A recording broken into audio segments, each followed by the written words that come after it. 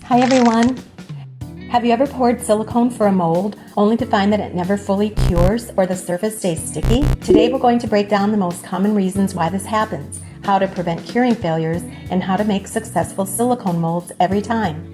Why does your silicone not cure correctly? There are two common reasons. The first is your working environment. Temperature and humidity can have a big impact on the final result. For the best curing performance, keep your workspace around 73 to 78 degrees Fahrenheit. That's 23 to 26 degrees Celsius, with humidity below 50 to 60 degrees relative humidity. The second and the most common reason is your master mold material. Some materials are not compatible with platinum cured silicone. When this happens, the silicone may never cure properly. It can remain completely liquid, or only the areas touching the master mold may stay sticky and uncured. Next, let's talk about the materials you need to be careful with. 3 common master mold materials and what to watch out for. First, candles. Many people use candles to create silicone molds, but not every type of candle is suitable. We recommend using high melting point pillar wax or pure paraffin wax. We have tested these 2 materials multiple times and found they work well. However, candles with added ingredients, fragrances, essential oils, or other additives may cause curing problems. Second, clay.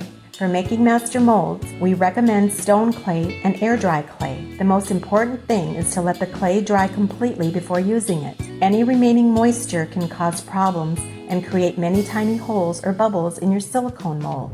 Be especially careful with oil-based clay.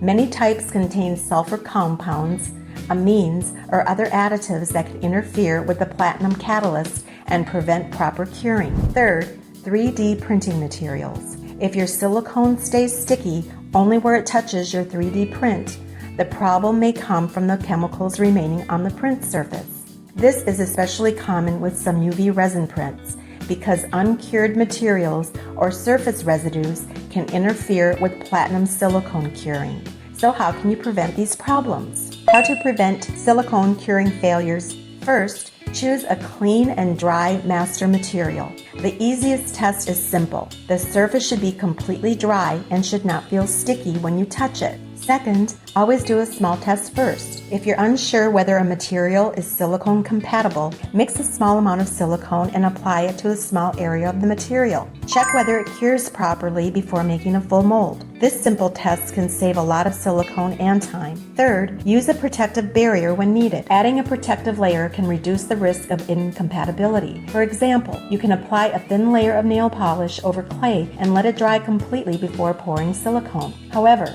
never use UV resin as a coating layer. Regular platinum cured silicone is generally not compatible with UV resin, and it may cause curing problems. You can also try using a mold release spray on your master mold, but remember, it's not a 100% guarantee. A small test is always the safest option. And that's all for today's tips. We hope this helps you avoid silicone curing problems and create better molds with confidence. See you next time.